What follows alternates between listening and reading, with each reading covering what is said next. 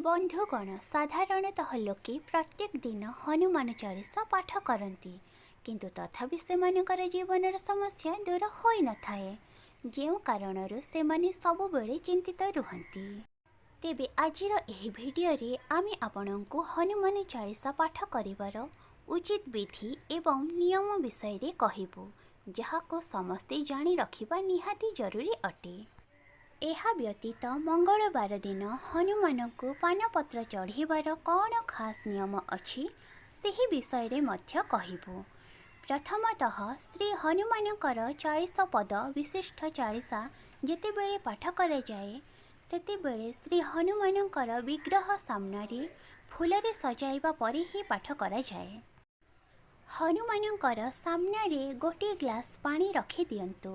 हनुमान चालीसा 10 थर पाठ कर सारिबा परे सेही पानी को प्रसाद आकार रे ग्रहण करंतु। आपण चाहिले 100 थर मध्य पाठ करि पारिबे।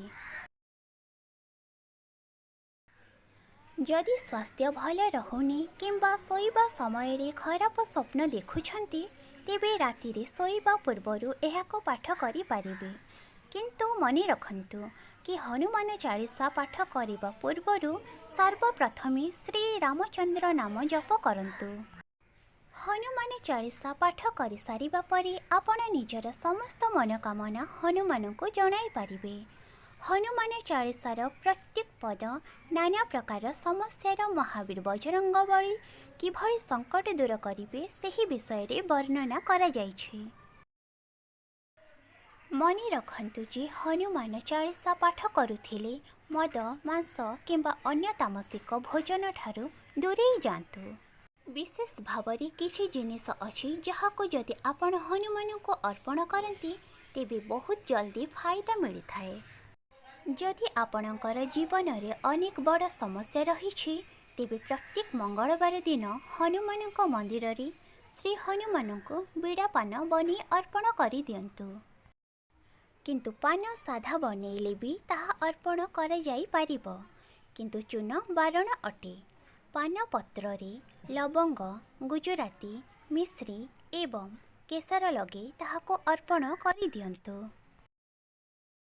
एहा द्वारा संकट मोचन बहुत जल्दी प्रसन्न होई जेबे एवं सबु समस्या मुक्ति मिली जिवो। एही उपाय जदि आपण शनिवार दिन करंती तेबे श्री हनुमान प्रसन्न हेबा सहित शनि दशा मध्य दूर होई जिवो। तो बंधुगण जदि आपण माने मध्य हनुमान जींकर भक्त अटंती तेबे भिडियोटी को लाइक करी आम चैनल को सब्सक्राइब निहाती करि दियंतु।